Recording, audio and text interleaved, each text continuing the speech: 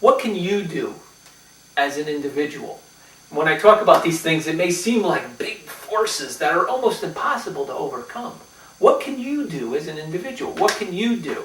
Can you change things? Because these things are very, very, very, very difficult to change. You can't even talk about it. Can you imagine going into church and saying, well, are we supposed to have a church service? What do you mean are we supposed to have a church service? Bam, they'd slap you in the head and kick you out of church, wouldn't they? Wouldn't they do that? I don't go to church and say, well, how come we're doing this? You can't even question it, right? There's this unquestionable thing in the church called the rules. There's rules. Rules. Show up, sit down, shut up, put the money in the basket, go home. That's what you're supposed to do if you're going to be a good Christian. If you question those rules, you can't do that. They're unquestionable, right? What can you do as an individual? Well, the first thing to do is to understand that you are the church. Look in the mirror and realize you're part of his body. And also realize that everybody else out there who believes in Jesus is also a member of the church. Redefine the church in your mind. Redefine it to the Bible standard, which is that we're all the church. Forget about those clubhouses. Forget about those big rules. Forget about the big authority and the big building and the big stuff. Forget about it. Forget about it. Know that you have the right to be led by Christ. Know that when you talk to him, he can hear you. And if you are going to do anything with your life, ask God what he wants you to do. Ask God how he wants you to use your gifts to further his gospel. That's what you need to do. I often talk with Christians, and I've done this so many times. Within 2 minutes, I can find their ministry. I talk to them and I say things to them like, what do you think God is leading you to do to help him out, to serve him? And almost always, anyone I've ever talked to who I consider a very good Christian will almost automatically say to me, for years, God is leading me to want to go and pray for people who are sick, let's say, whatever it is, or go on a missions trip, or go and do something where I help. I want to witness to these particular people. I want to help teenagers. I want to go to prison. I want to do prison ministry. And then, and I always talk to them and say, wow, you should do that, that's really all we need to do is just go listen to God and go do what he tells us to do. And if you do that, you'll find the church. You'll find his kingdom. You'll find his authority. You'll function under his rulership. Okay? So here's what will happen. And this is what I want to explain to you. You can find the real church out there, but it's not in the big building. Okay? No. The big church is out there. The real church is out there, but it's not in the building. And it's not on Sunday morning. Hard to believe. It's out there, though. It's out there. You can find other people who are doing the same kind of stuff that you want to do. Good Christians. And you can work with them. And if you can't find the folks who you work with, you can always do it yourself. And the place to start is yourself. Go and start doing what God wants you to do. In other words, it may be more valuable to God if you go down and volunteer at a homeless shelter and help those folks and minister to them and pray for them and maybe witness the gospel to them. Or it may be best if you take the talent you have to write or to draw or to paint or to act or to sing and to use it just for God. Not to try to make yourself famous. No, don't try to make yourself famous. Try to use that ability to serve God in the way he directly guides you. To work with others, to do it together with others. That would be the next step. But first start with yourself. Start doing it. Start bringing that talent you have into the hands of God, into his guidance, and direct it toward the purposes of the gospel. We've learned the purposes of the gospel, and they're big purposes, and they're all around us. Okay? Like I always said, I mentioned, there's a friend of mine who used to like to pray for people who are sick, And he did this thing, and he was very interesting. He goes to hospitals, and he prays for sick. So I said to him, yeah, that's interesting. So I always try to interject the idea that you shouldn't just do these things alone. He used to do it alone. So I said, well, why don't you ever think of bringing other people with you? He said, well, I'd like to, but I can't do that. I said, why? Because there's a requirement. The state has a law that you have to be an ordained minister to go into a hospital and pray. Okay.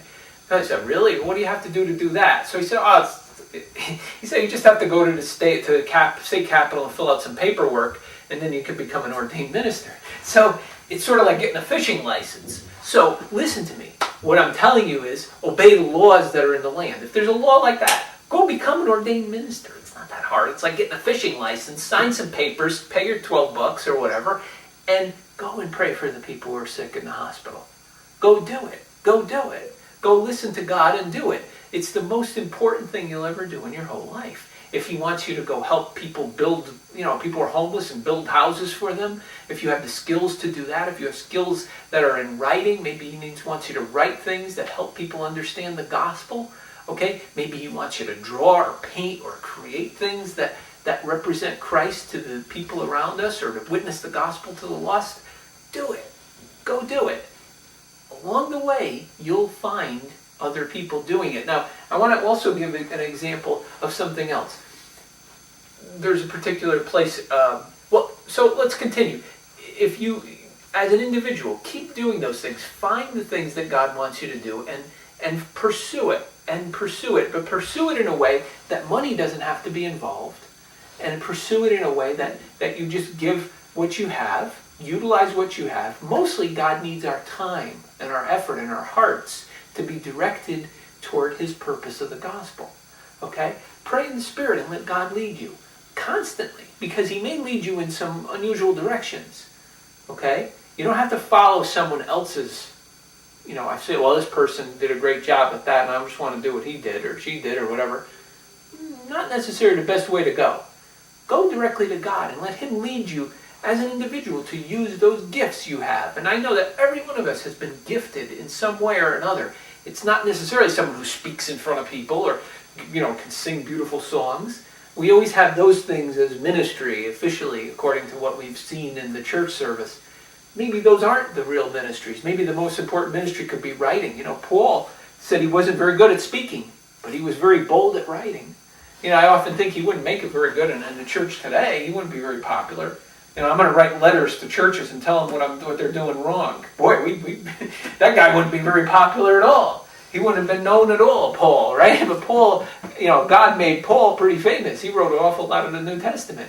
What was he doing? He was going around witnessing with a bunch of other people. He always worked with other people. If he was an apostle, he was working with others.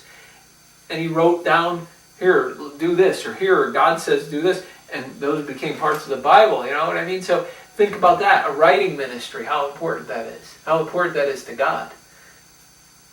Don't worry about becoming famous or making money. Don't raise money first before you go do it. Take the steps of faith and go do your ministry. That's the key. That's what God wants us to do. He wants us to take steps of faith and serve him and enter into his kingdom. Now, the next step is, just to mention this before I stop, the next step is when you do these things, you meet other Christians. Try to get other Christians to do what you do.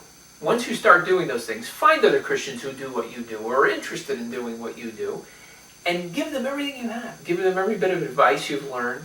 Work with them. Learn from them. Hopefully they'll learn from you. And if you really want to do it right, work with them.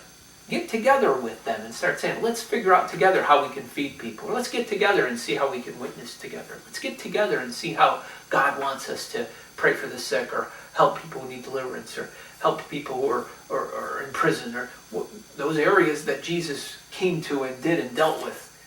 Look in the Bible and you'll find them. They're right there. There's only that general short list, but there's limitless ways we can do those things. Limitless.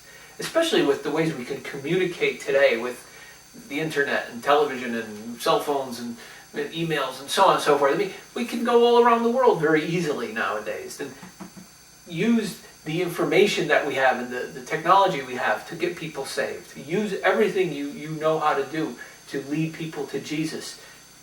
And remember that remember when you work with others, if you get successful and people start noticing you, make sure you encourage other people to do the same stuff you do. That's very, very important, or else they'll make you into a pastor.